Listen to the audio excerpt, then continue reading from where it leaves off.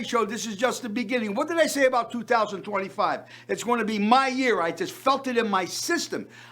People have been calling me, Mike, when are you going to start singing again on the Strip? Well, guess what? I just teamed up with the magnificent Mr. Steve Byer, was the biggest booking agent in Las Vegas, Nevada. Great singer, great piano player, and a magnificent producer. And I know Steve over 35 years. We're working in conjunction with a major hotel. We had a meeting. It looks very, very good, but I don't want to spoil it until I get everything signed on the contract. So stay tuned. This is just the beginning. You know, it's a funny thing, ladies and gentlemen. I'm so excited because we're merging with a lot of great, wonderful new sponsors that are coming in. And I'm very, very excited about that. And I want to thank Mr. Bob Kellogg once again. I love Bob with all my heart. He gave me a present. I got to show you this to you. I'm so excited. He went out and I opened up my mail and he gave me this wonderful gift, the Rat Pack. You know what I mean? It's a magazine. I said, Bob, where the heck did you ever find this at? He said, Mike, for you, because throughout our friendship, Bob Kellogg gave me some wonderful, wonderful gifts that I treasure in my heart for the rest of my life. I got to tell you something. You know, my wife and I, we went out to a comedy store a couple days ago, and I got to tell you, everything was a four-letter word. It's sad to say. What people don't understand is Las Vegas became a family-orientated company. People come here with their children. You can't use that kind of vulgarity in a showroom with kids. It just doesn't work. You know what I mean? My day, years ago, you didn't have to use vulgarity to be funny. I'll give you a prime example. Guy dies, he goes to heaven. His name was Angelo Bombolini. That's his name. He dies, he goes to heaven. St. Peter's at the Golden Gates. He says, can I help you? He said, I'm here to get in the gates of heaven. He said, what's your name? He said, my name is Angelo Bombolini. So St. Peter looks down, he looks at the roster sheet, he said, Mr. Bombolini, I can't let you in. He said, why not? He said, you didn't do anything good on earth. He said, I did a lot of nicer things.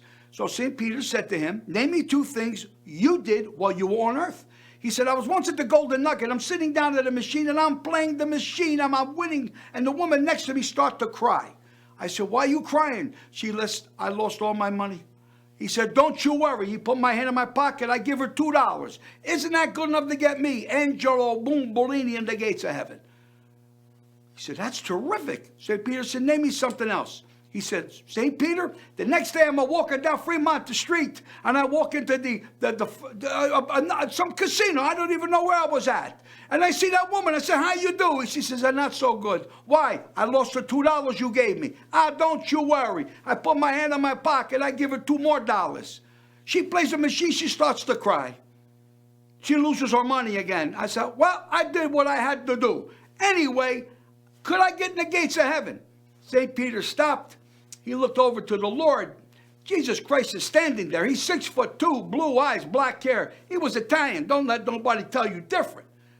And he said, what should we do with Mr. Bombolini? And the Lord looked at St. Peter and said, give him his $4 back and tell him to go to hell. That's what I'm talking about, ladies and gentlemen. Jokes. You got to go back to jokes and not being foul. Stick around. We got a magnificent show today. I am so excited. It's a tribute to the great drummers of Las Vegas. Stay tuned. We'll be right back. Are you looking to increase your business? Are you looking to take your business or organization to the next level? Well, look no further. The Michael Leonetti Variety Show has everything you need to become a great success. Contact us now to get all the information you need to take your business to the next level.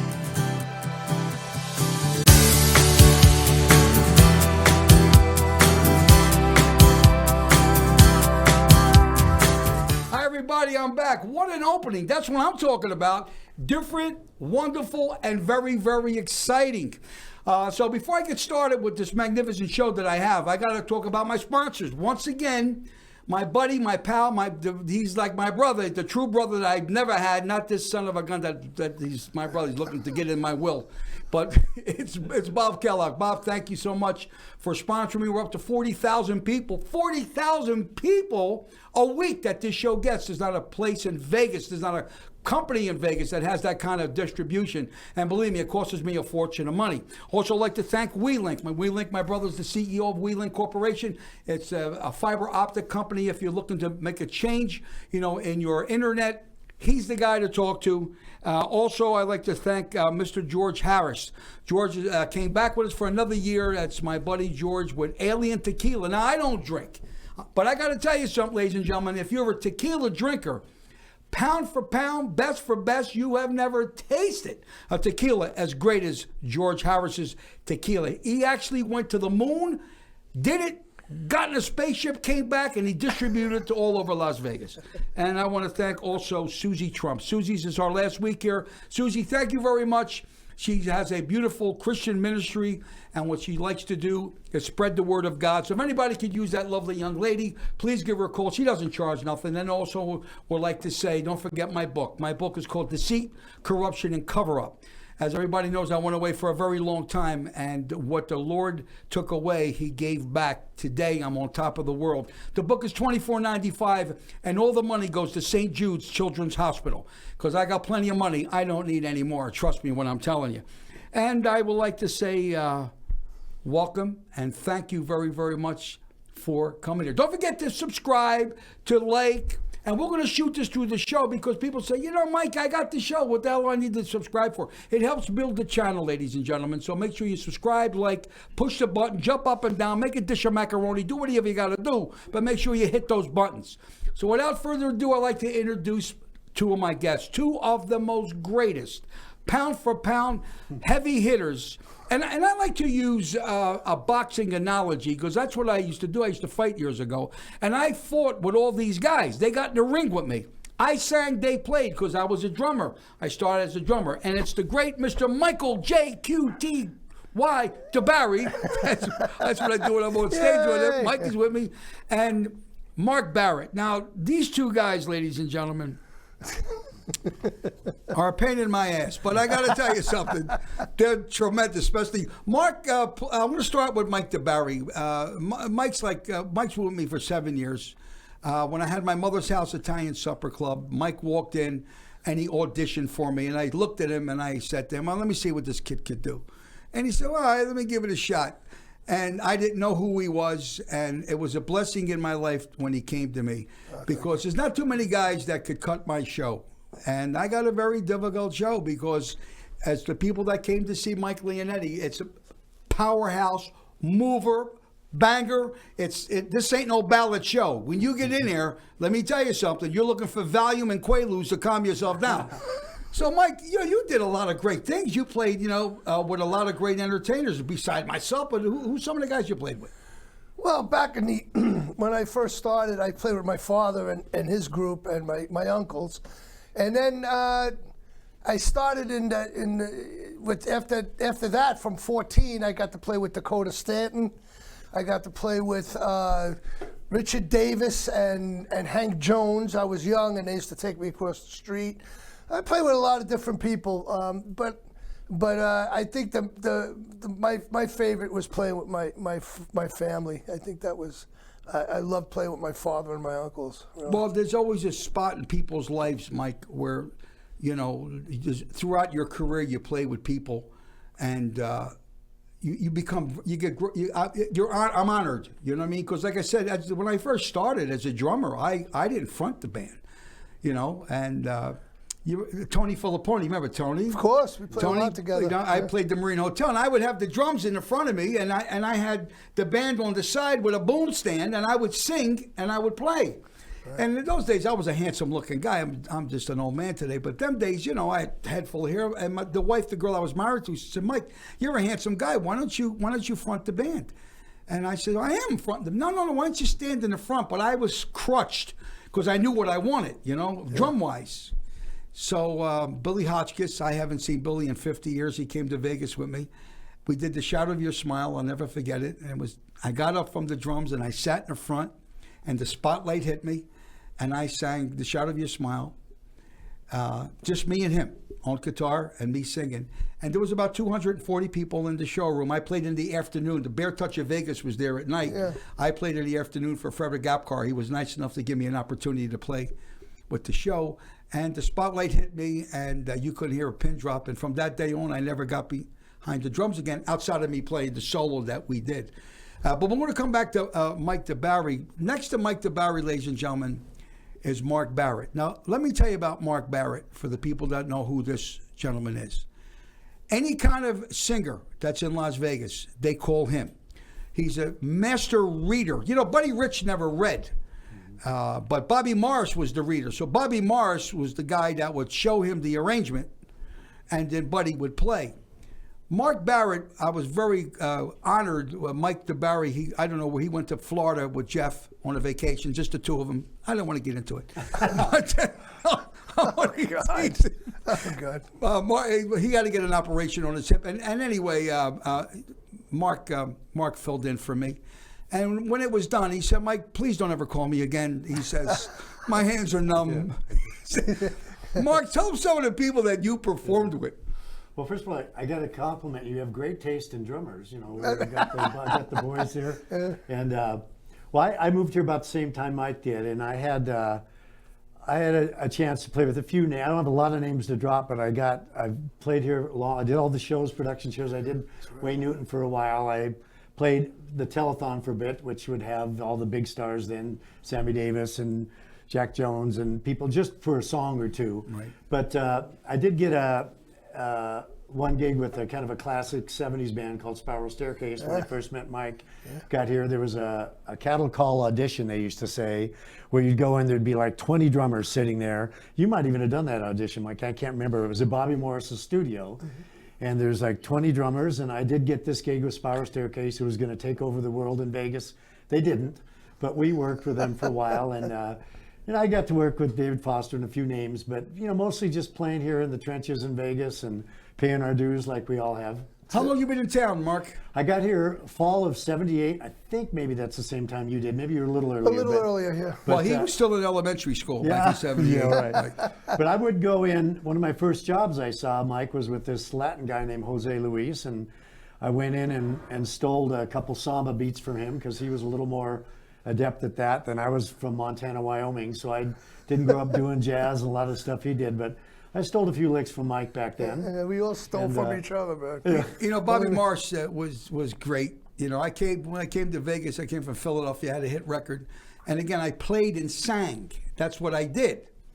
And I didn't talk to Bobby for years because he got very mad at me. He came to the Marina Hotel at Shipwreck Kelly's. I don't remember Shipwreck Kelly's. It was the lounge. Yeah. And I had Peter Funk playing saxophone. Remember Peter Funk? I had Gary Sinclair on bass. He just got out of the joint. Gary was playing bass. He was a tough kid, great bass player.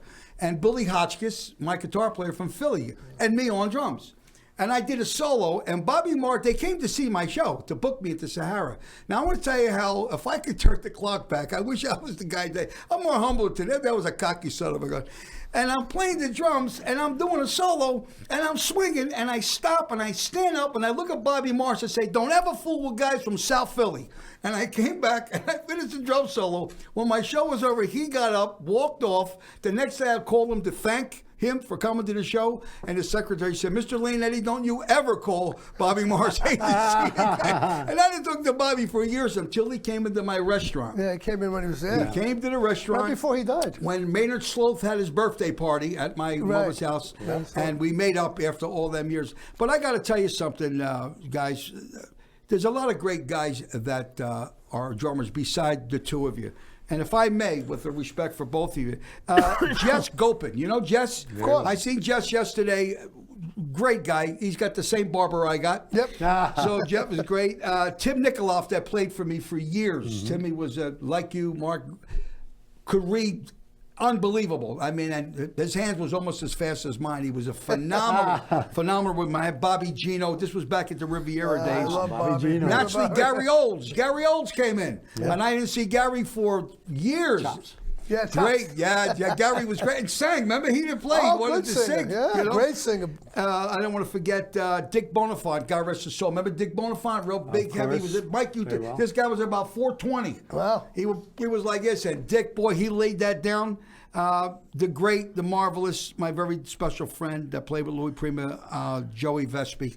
Oh, yeah, Joey. Joey was another great guy that was terrific. Sal Santiago, my very dear friend. A lot of people don't know that Sal was a drummer. Yep. I do know and he Sal. played for Nashville for 3-4 years in Nashville, Tennessee.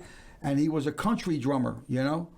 Naturally, John Plouse. Now, let me tell you about John Plouse. You couldn't find a more nicer, more humbler guy Oh, he's great. than John Plouse. And Great drummer, too. let's see, John Nashing, God rest his soul. Yep. Yeah. You know, John came to my restaurant, and John was another big guy, another guy that could read. Yeah, it was good. Yeah, great. You know, because some days, you know, back in the 70s when you were a singer, you had charts. You know, nobody was doing tunes. You did charts. People walked in with arrangements. Yep. And 5-piece, 4-piece band, it was arrangements. And let's not forget John Drace.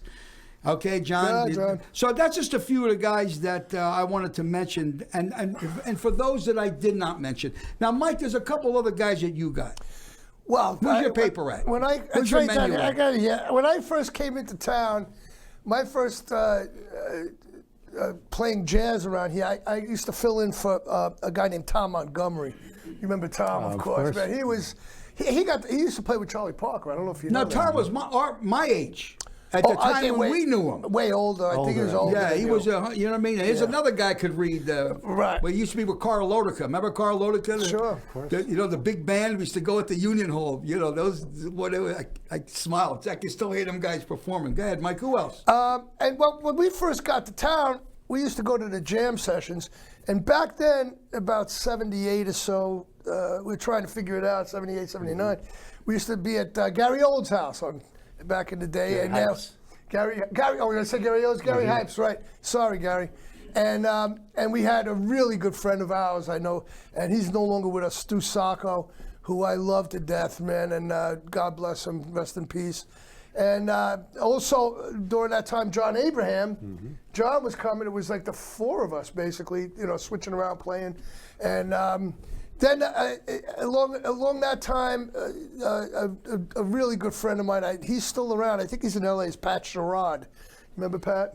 I loved Pat so much, man. And he helped me out a lot. And it was a great time because there was so much work, so many jobs. I later on got a gig with to play for a month with Jack Jones, and I got that through Monk Montgomery. Remember Monk? You know what I would love to do, Mike? I wish to God I could bring the Union back. Oh, it was great. I would love to bring it for one reason, ladies and gentlemen, because thank God, years ago, it used to be the Borscht Belt. If you were Jewish, everybody, I did Catskills. I played the Concord. I was 14 years old, you know, playing drums and singing up there. I was a kid, you know, but those days, you know, was different. Today, it's called the Meatball Circuit. Oh, yeah? Yeah, it's the Meatball Circuit, because if it wasn't for the Italian restaurants, because all the people, they got bands. Years ago, Mikey, they never had no bands in Italian restaurants. That's right. You know, and I would like to bring the union back so they can start paying these kids what they're worth. They want to pay these kids no money whatsoever. There's no place for these people to perform. The lounges are all dried up. If you want the place, take the door. This is what, but things are making a change. Listen to me, because there's a lot of new upcoming people that are doing Sinatra, Sammy Davis. There's a lot of new guys in their 30s and 40-year-olds that are doing that kind of music that's keeping the stuff alive. Well, you know, ladies and gentlemen, I got to say something to you. It is an honor, it's a pleasure to meet the both of you fellas. Mike, you are as close to me as a brother I could possibly Love you have. too, I know you Michael. love Jeff more than me, and it's understandable. It's just an all-cutting Stop joke. it. I'm anxious to say that I just, in the beginning of the show with one of my associates, that we worked on a major hotel right now. We're in negotiations to put my show back on a hotel. But if I go back, and I said this a million times, it's got to be 3-month, 6-month agreement, you know, because I'm affiliated. You know, what I have, I'm not interested in doing 2 weeks. Right. So if it ain't right, I ain't doing it. But I'm very, very excited about what we're doing. And the people in the beginning of the show, I mentioned it. Mike DeBarry, I want you to stick around because we have another great guest that's coming on. Oh, I can't wait. He's flying in from California. His flight should be here any second. Mark Barrett, I want to say publicly, to me, you're one of the best. You're great. And No I doubt. appreciate what you've done. And I promise you I won't call you to bother you because I know you say, Mike, please don't bother me with your show. If I can't beat it, we got to call him. We gotta call him. And him or the next guest, either way. What's that? Two these are great drummers. You are one of the finest drummers that I've doubt. ever seen perform. I don't know how you play with half these people in town, but I think it's great because a guy like you is an inspiration for all the young drummers. Now, ladies and gentlemen out there that's watching me, because I got a lot of young kids, if you're a drummer, okay, because he's playing all over town, go take a look at Mark Barrett, because he's the guy that you need to look. Make sure you learn how to read music. Don't be a guy like me that can't read, okay? But I don't have to, because I'm great. But the bottom line is to make sure you learn how to read music and go see Mark Barrett. Mark, what are you performing with now? You're playing with a lot of different people real quick. Yeah, I do some regular. I'm doing surprisingly a lot of Rat Pack music still. That's so Hey, I'll popular. see. There it is. Just did it. I do work Thursdays at the Composer Room with this gal named Kelly Clinton, who has got guests, and we played with Naomi. A lot of your singers, you know. Great entertainers. And I do pick and choose mostly things I like to do, like you said. And I would love to give you just a short old school story, because you brought up Bobby Morris and the old. If I could, I've never told anybody this, but we moved here, the Italians and the Jewish people and Bobby Morris. Well, I was with Spiral Staircase, and I had to leave them, give them notice. I got a job with this name, Frankie Carr. You might know that name. Frankie. In the Novelites. He was an old vaudeville guy. He had 70 weeks booked at the Flamingo, and I gave Bobby Morris notice to work with Frankie. And he's an Italian boy, and Bobby got offended and took me down there to his office, said, Mark, you just moved here, but I'm telling you, you cannot give notice on this job. I said, well, I got this steady thing on the Strip. He said, listen, if you leave my show, A Spiral Staircase, you're not going to work in Vegas again.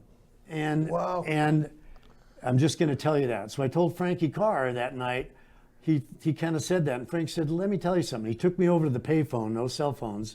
He called Bobby Morris at his house. He says, Bobby, I'm sitting here with my new drummer, Mark Barrett, and I understand you're upset that he's not leaving, but listen, he's working for me now. I just want you to know, leave him alone. And he said something about, how much was Bobby paying you? I said, well, $200 a week. He said, well, okay, I'm paying you $250 as of now. So this is my drummer. I just want to let you know. So that's the way it is. And he kind of hung up. It was a nice, my introduction to the Italian Jewish thing in Vegas, and I love that. So I've been working ever since. But Bobby was a great guy, and That's wild. anyway. That's so Well, great you're a story. true inspiration. A true inspiration to Las Vegas, and I'm honored. Ladies and gentlemen, thank you so very much. This is just the second half of the show. I got another guy coming back. You ain't gonna believe this guy. This guy that I'm gonna bring on right now. He's the guy that actually was the spokesperson for Aquanet, and I'll tell you about when I say, stay tuned. Don't lady or that lady move. What am I saying? Stick around. Don't you move. Here comes a commercial. Hi, this is Susie Trumps, and I am a Christian trumpet player for 4 years. I play for women's retreats. I've also played for funerals. I do not charge. I am here to glorify God with the sound of the trumpet. I play a few other instruments that I would play. Again, there's no charge. I'm looking forward to hearing from you, and God bless you, and make it a great day. I love you with all my heart. Oh, yes, I love you with all my heart. That goes to my wife, Laura. Ladies and gentlemen, we're back. Well, guess what? Oh, I got another great drummer. Played with a lot of great entertainers. A very special friend of mine. Okay, he kept his hair. I lost mine. So without further ado, let me introduce Mr. Michael Candito. Mikey, baby, what's up, buddy? Oh, it's great, man. Thanks for having me, man. Came in from California. I did, yes. That's great. Thank you for giving me the tickets. I got to pay for a round trip. So I said to Barry, what are you doing? He said, I don't want to leave. Could I stay? I said, sure, Mike. You can stay. Lucky DB. I got to tell you something, ladies and gentlemen. When Mike DeBarry had to get an operation, Mike Candito filled in for me for 7 weeks at my mother's house. I got to tell you, we had more fun with that. I mean, and I got to tell you, it's no secret. My show's hard because I'm one of them fighters, and I use an analogy. I'm like Smoking Joe. When I get in a ring, I start popping. There's no lulls in my show. You got to be in shape, and you got to have the hands to throw these punches. When I say punches, I'm talking about playing drums. And Mike Candito, because we had Mark Barrett before he was here, just the segment earlier. Great drummer, but you're phenomenal. Who'd you play with? You've been with somebody for a very long time. Who was it? For the last 17 years, I've been with Gary Puckett and the Union Gap, and so that's been great. That's been a great time doing that. But I started early. When I was 17, I worked with Wilson Pickett. I was Wilson Pickett's drummer, Sam and Dave. I worked with the Spinners, the OJs, a lot of jazz cats. Tommy Flanagan, Stanley Turrentine, George Benson. List goes on. Just a lot. The of list people. is on. Yeah. Well, I got to tell you something. I've you been know- blessed. Well, you know I favored the Barry because he's like my boy. Even though he Mikey DB. lost all his love for me, Yeah. you know what I mean. I always fought Mike because me and Mike we're all Italian at this dais. But I had you're a hell of a singer, boy. When I would get you up, Yes, And when I yes. had because I'm a Thank you, left-handed man. drummer, I was like this. Yeah, I felt like I had cerebral palsy. I'm like this.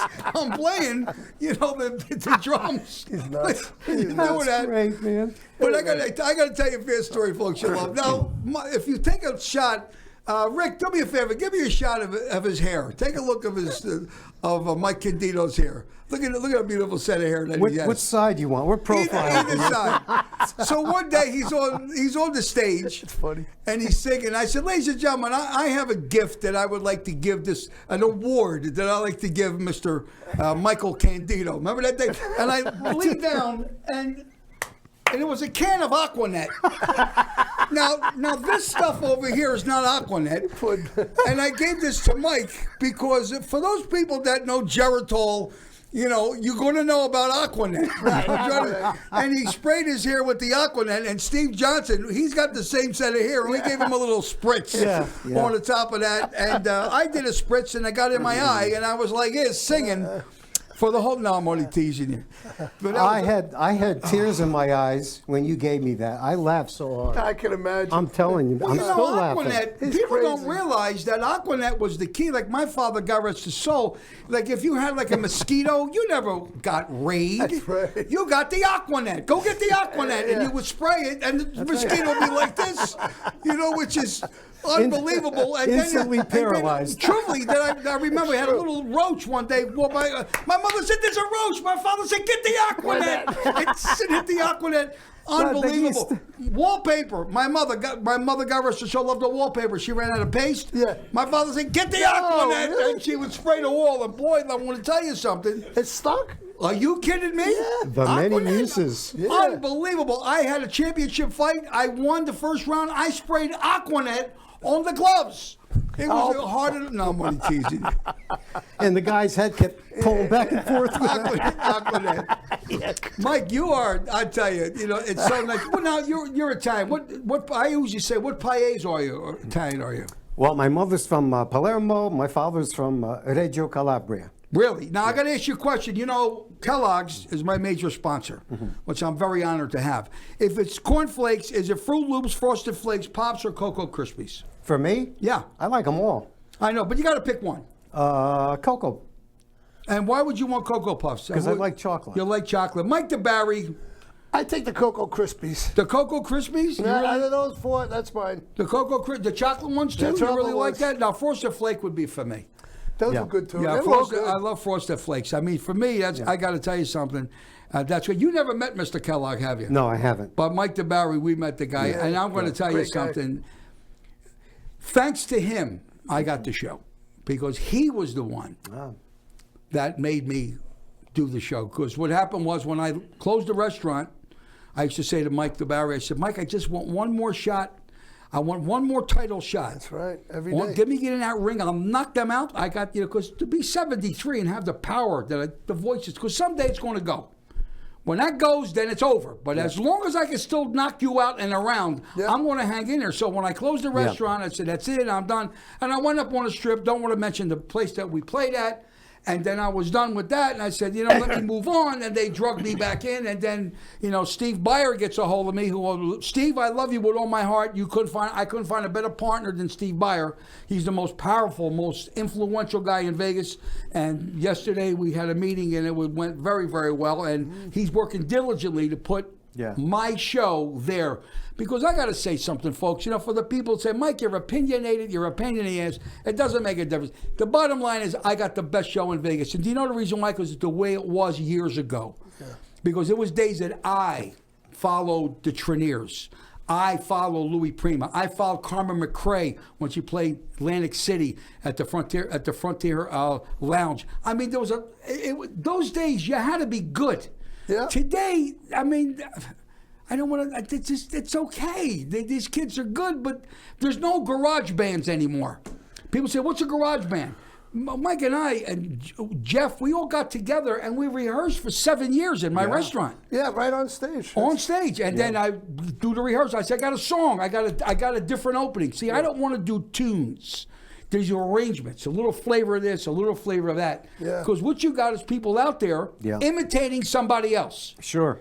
Yeah. You know what I mean? Absolutely, yeah.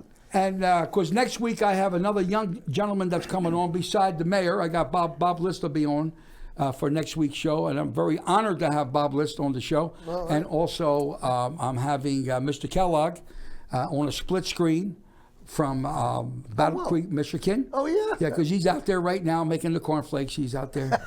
My wife's home making the ravioli. She's out there cracking cornflakes. Frosted mini wheats. That's the way to do it. Michael, let me ask you a question. Who was the best, most fun entertainer, okay, excluding me, because I don't want to say me, but excluding me, that you played for throughout your years? That you say, Mike, I got to tell you, this guy. I don't know that I can do that because there were so many of them. Is there one particular guy that you said, man, I had so much fun with this? There was. Gary Puckett. That's Okay, who Gary I'm with Puckett. right now. Gary's a great cat. He's down to earth, and the rest of the guys in the band. There's such a chemistry there that you don't experience that much. I mean, out of all the people I worked with, there's somewhat of a chemistry, but not like this one, and not like with a guy like Gary Puckett. You know. Wow. He's, Well, hold that thought. We're going to go to a commercial, ladies and gentlemen, and we'll be right back. Don't you move. We'll be right back because the Barry's up next. Watch out there. The bell's ringing. Hi, this is Anthony from WeLink Internet, home of the super fast fiber optic speeds. Are you paying too much for your internet? Is your service super slow? Is your bill outrageous and keep going up? Well, look no further. Here at WeLink Internet, we got you covered. Not only do we have super fast speeds, unbelievable customer service, but our price is usually a lot lower than anyone else. Give me a call to see if your home is available, and I will give you 30 days free installation, and our routers will be absolutely included at no extra cost. Give me a call now to get you WeLink Internet.